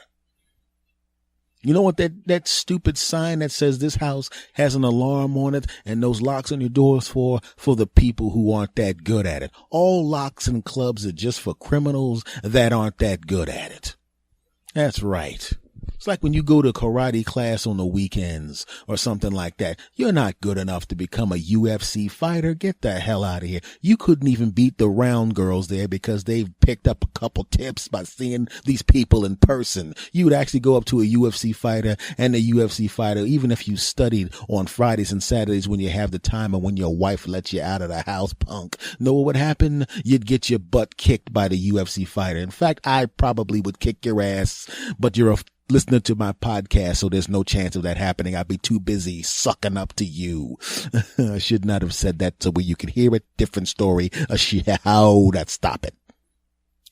But let's keep it real, man. If you like, say for the sake of argument, you go to you're a regular person. You only can go to karate class one day a week. You can only go on Saturday mornings because you got to go to your kid's recital later on. You Saturday mornings, and you're good. You learn how you hit the bags good, you duck the punches good, you spar really good. Everything's great. And the average person who has taken no karate classes, you could probably defeat them. You might even scare them away by getting into your first stance. They'll go, "Oh crap, I don't know karate.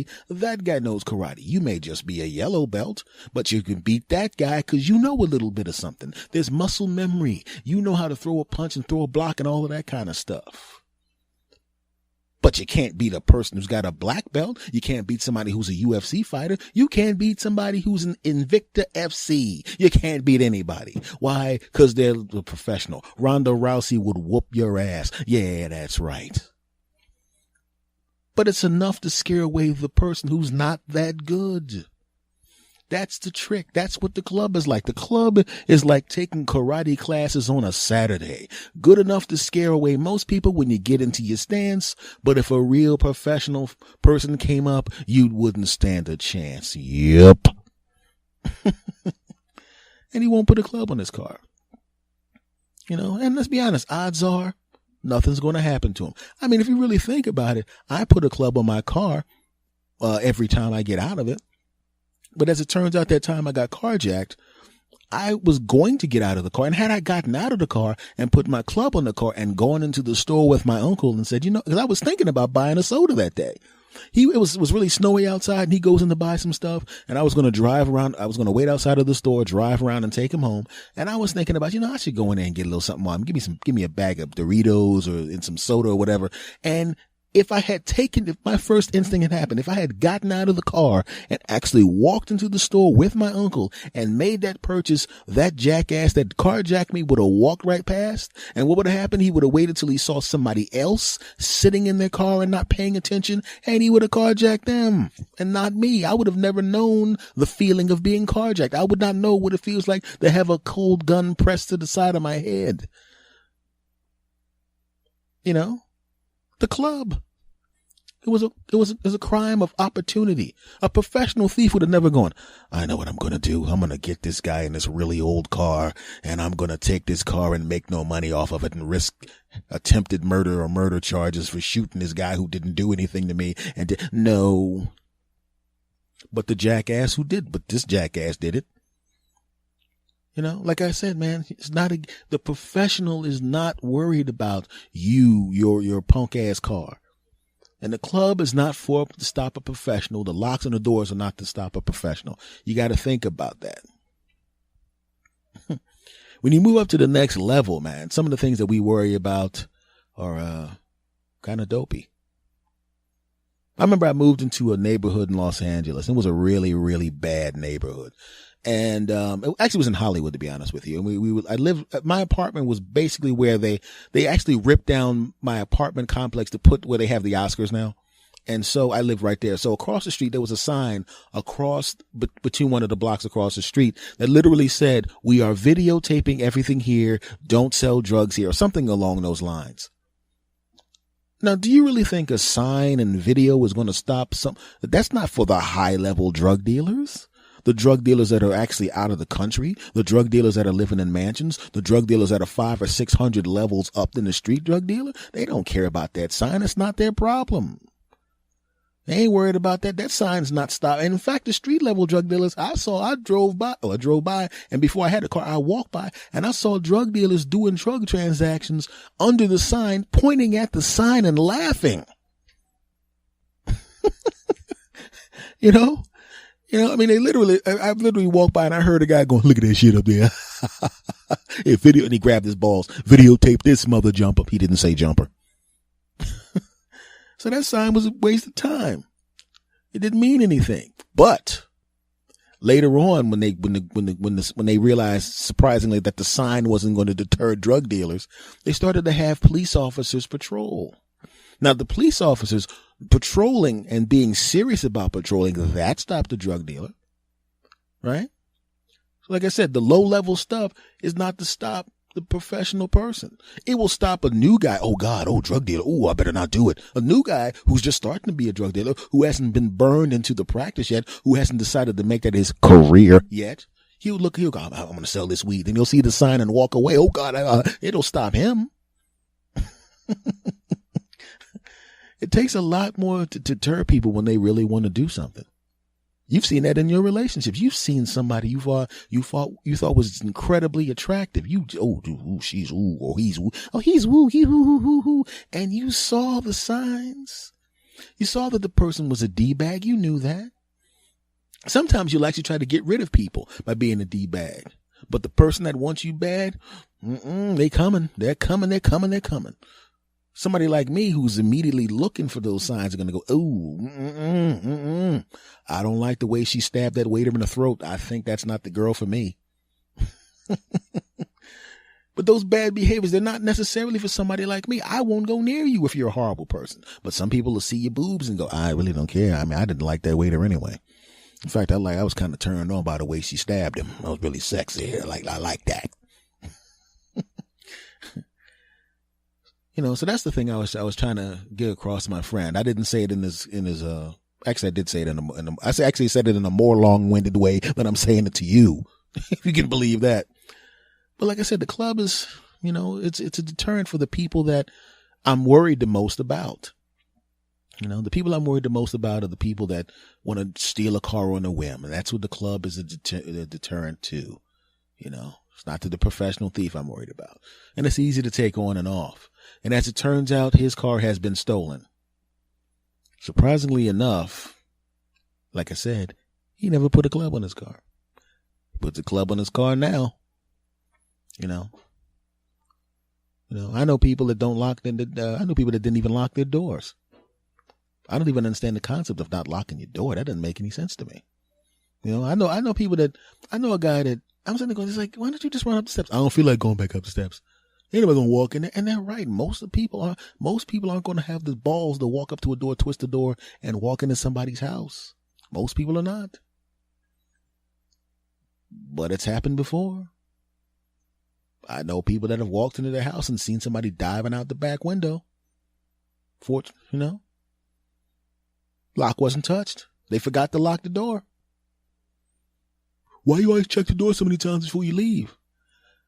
Remember when you came home that time and all your stuff was in the floor and some of your stuff was in bags on the floor and the guy jumped out your window with your clock radio under his arm? Do you remember that? Yeah. Do you remember the fact that you didn't want to go back home and check the locks on your door? Yeah. Do you think you locked your door when you left? I don't think so. And he walked in. Do you think he was walking through this neighborhood deciding that he was going to go on a big crime spree, or did he just walk up and twist the knob? Because some of these people, some of the criminals, the low-level criminals, will walk up to your door, knock on the door, do. And if nobody answers, they'll walk around the back, do. And if somebody answers at the front or the back, they'll go, oh, I'm sorry, it was the wrong place, and then they'll run away. But if nobody answers, next thing you know, crowbar goes to the window. Next thing you know, old Jed's a millionaire because he stole some shit from your house. Okay, that is not exactly the words of the song, but you get the point. So like I said, man, it's always good to take the little precautions because like I said, the little precautions will stop most stuff. And the most is what you're worried about. You're not necessarily worried about the big things on the end or the big criminals or anything like that. You're not worried about that. You're worried about the chumps that are on the low level. And those are the ones that will actually touch your life. No master criminal is going to break into the average person's house. You don't have anything that person wants. You know, a major car thief is not going to go after your Toyota Corolla. Just calm down. Okay. It's not a big Toyota Corolla crime spree. It's never been, I don't think that car's ever been on the most stolen list. Because if you went to a shop with a Toyota Corolla, they'd go, dude, really?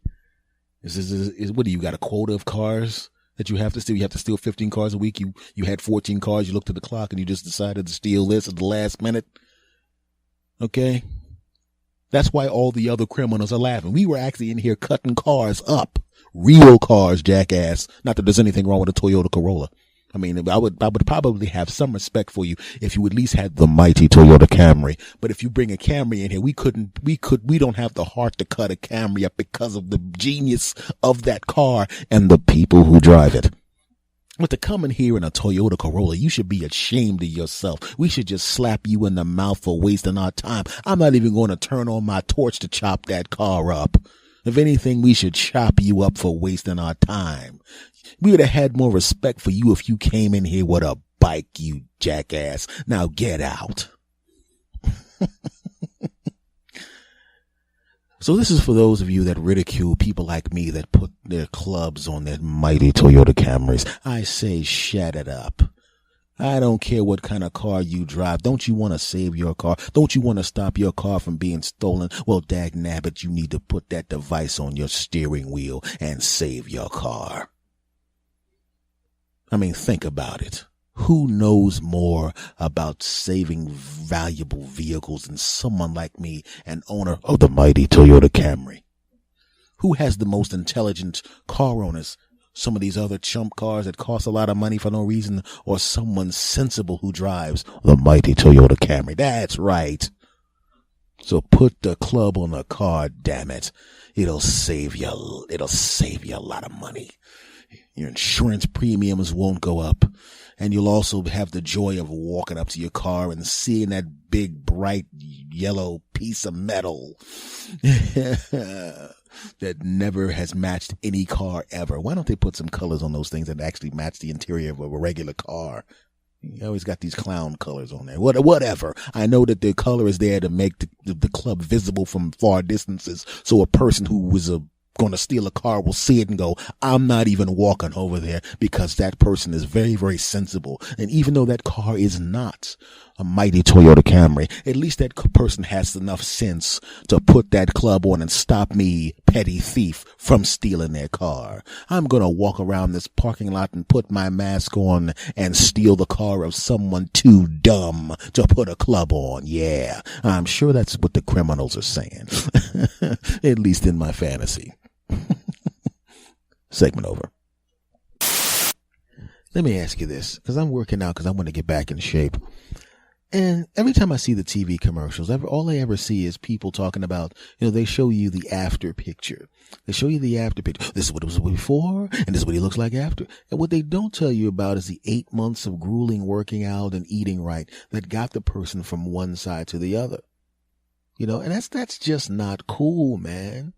Don't show me an empty lot and then show me a building. Tell me about the 2 years of work of actually building the building and the 4 years of planning. Tell me about that part because at the very least, I will know what's going into it.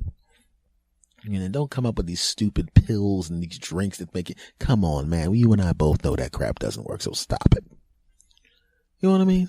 If you really want to get people motivated and make them want to work out more, it's not the end product. Yes, they want to have six-pack abs. Yes, they want to lose all the weight. Yes, they want to look like they did when they were younger. Or if they're young, yes, they want to look like the people that are in shape. Yes, they want to look like an athlete. I get it. Everybody knows what that's like.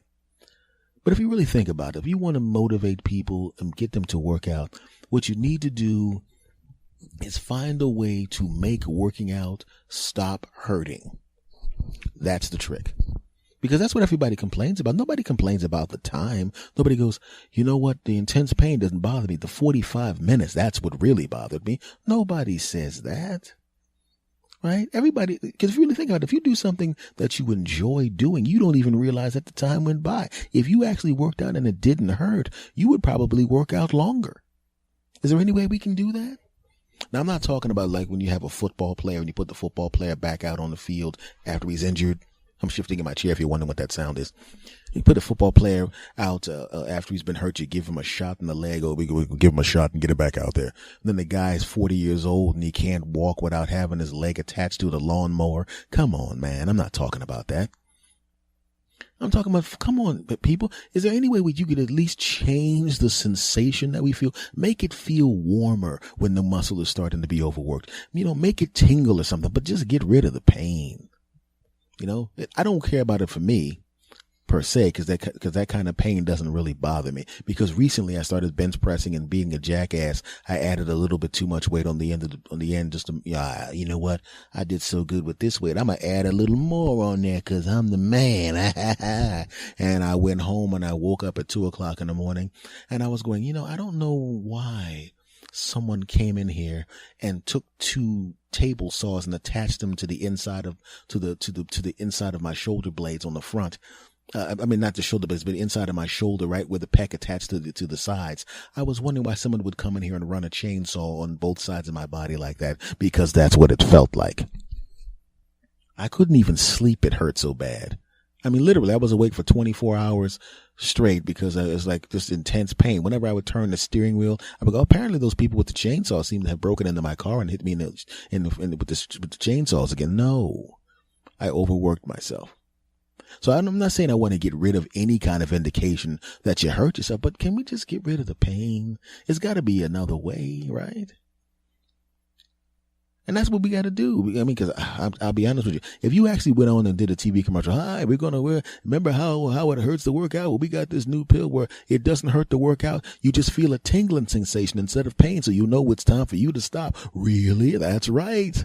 Now you don't have to worry about that bull crap. You would sell a whole lot of that stuff. Quite frankly, if you sell anything that stops pain, because let's be honest, people break into Rite Aids and all these other kind of drugstores to get things that take away the pain. So can we just use something that takes away the pain of stuff that's actually good for us?